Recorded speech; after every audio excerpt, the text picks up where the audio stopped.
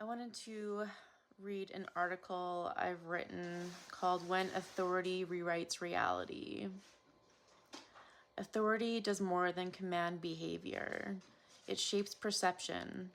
In high control religious systems, authority is not merely social or institutional. It is epistemic. It defines what is real, what is permissible to feel, and which interpretations of experience are allowed to exist. For a child, this power is absolute. When an authority figure frames harm as care or violation as instruction, the brain adapts accordingly. Neuroscience shows that perceived authority suppresses threat detection. The amygdala calibrates danger based not on sensation alone, but on context. When the context signals safety, father, priest, spiritual leader, the nervous system inhibits alarm even when the body is distressed. This is how reality is rewritten at the neurological level. He told me to play a game. I trusted him. I did not know I was being harmed. By naming the interaction a game, he altered how it was encoded. Games are associated with consent, connection, and safety.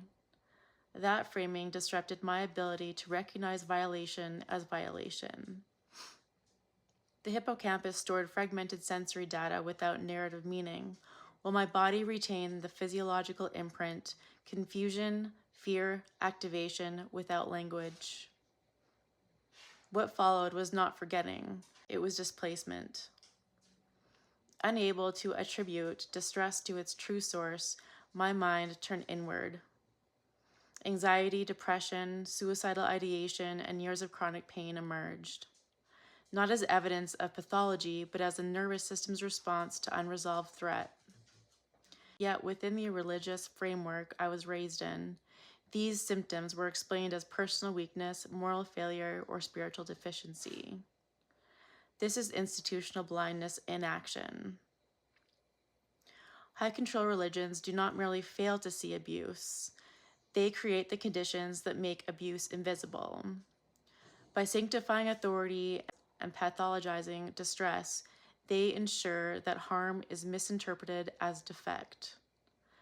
The victim becomes the problem to be corrected, while the system and those protected by it remain unquestioned. In this way, authority does not only silence victims, it colonizes their inner world. I learned to distrust my instincts, override my bodily signals, and doubt my own perception. My suffering became proof that something was wrong with me, not that something had been done to me. This inversion is not accidental, it is structural. When authority defines reality, dissent feels dangerous and self-trust feels like betrayal. He did not simply harm me in a moment, he assumed authorship over meaning. For decades, I lived inside an illusion where his role remained intact and I carried the cost. My sense of self, my emotional landscape, my understanding of my own body, all were shaped by a narrative that protected power at the expense of truth. This is the deepest injury inflicted by unchecked authority, not the initial violation, but the long-term theft of perception.